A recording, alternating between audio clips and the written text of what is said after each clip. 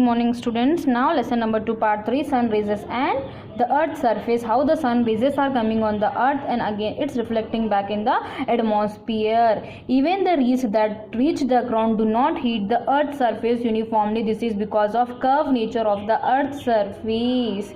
Compare the two pictures here to understand these. Here the energy which is coming on the earth, it's the energy which is coming on the earth, they will not heat the earth completely. Why? Because the earth is curved in nature. Because of that only, if the earth was in flat, then we can get the heated by four sides. Because the earth is spherical in shape, when the energy was falling, only this part of the earth will be heated, but the back side of the earth will not be heated. Because of earth is curved in nature, that's why the energy how much falling on the earth, that also not heating the earth. Why? Because earth is curved in nature. You can see from the picture that due to the curvature of the earth's surface, the some amount of solar energy fall on the smaller area of the equator, and on a large area as we move north to south of it, this will get warmer on the equator than nears the pole.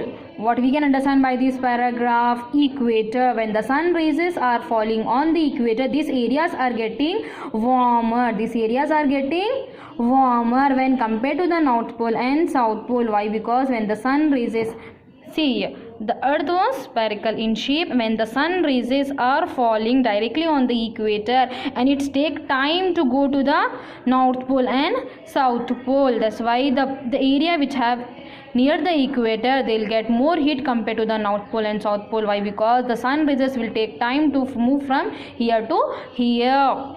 That's why the area which is near the equator is more warmer compared to the north pole and south pole. You can also see that while the sun rays fall about 80 degrees on the equator, they fall slanting towards the pole. This is called angle of incidence. I explain you here. Once see here, the earth was spherical in shape. Here is the earth and the equator. The sun rays are falling on the equator, and it's going in a slanting position to the north pole and south pole. It's going in a slanting position up to the north pole and south pole.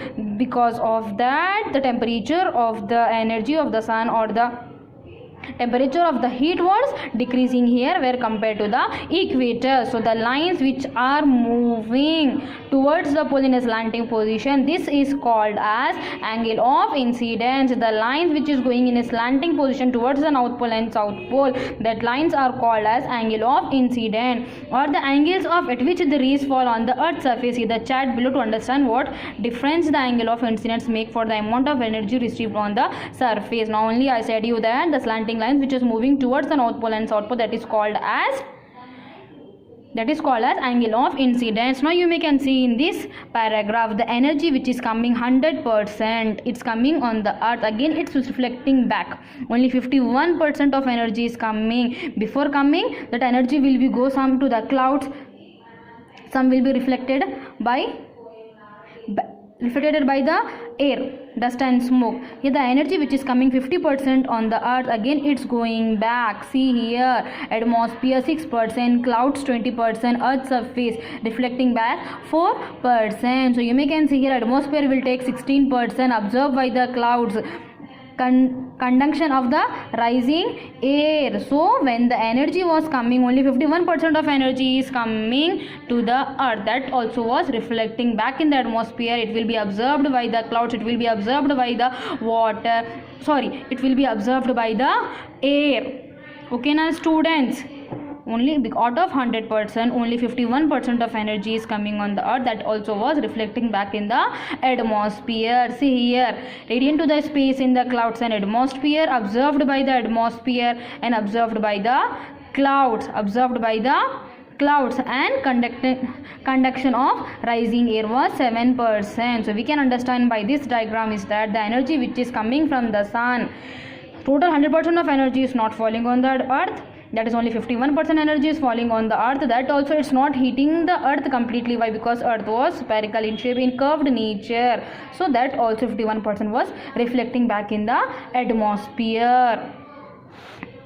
Now, even though some instant sun rays fall on the equatorial region, It is usually cloudy there after midday, and the less sun rays fall on the ground. Hence, equatorial regions are not warmer as the region immediately north or south of them. Immediately, the sun rays which was falling on the equator after the midday, like after 12 or 1 o'clock, that there will be changes in temperature, because of there was a changes in temperature of equatorial region also. But this is not all. As the earth goes around the sun in the course of the year, the angle of incidence constantly changes. Thus, the angle of incidence decrease in north during the months of November, December, and decreasing in the month of May and June. We will look at this detail in the next chapter. In the next chapter, I'll explain you detail why. Because the earth revolves around the sun. Here, this position is the earth, means after few months or the days, the position of the earth will be changed, and after the few months the earth will be here. Because of that, the same places, the angle of incidence will change. Why? Because there was a revolution of the earth, there was a movement of the earth. Next is land and water construct. The temperature distribution over land and oceans are quite different and the varying. This will be very clear if we measure the temperature of the different places over different continents and oceans. The temperature of the land is different when compared to the water. If you want to know that, you check the temperature of the land and you check the temperature of the water. You will get the different temperature of the land, you will get the different temperature of the water. Land is considered as a good conductor of heat, whereas water bodies are different. While land gets heated and cooled quickly, oceans will take time to heat and cool in the daytime when the sun rays are falling. If you keep your foot on the land, it will burn. At the same time, you keep your hands in the water, then you can understand that the water cannot be that much heated when compared to the land. Why? Because land is a good observer of the heat compared to the water. Lands will get absorb heat quickly and it will become cool also quickly, but the water, it takes time to heat and it takes time to cool also. So in the map, the region marked is brown receive maximum heat, while the region shaded with the blue gets the least. So in the map you can see here equatorial region, here the brown, they will get the more heat compared to this areas, they will get the less heat.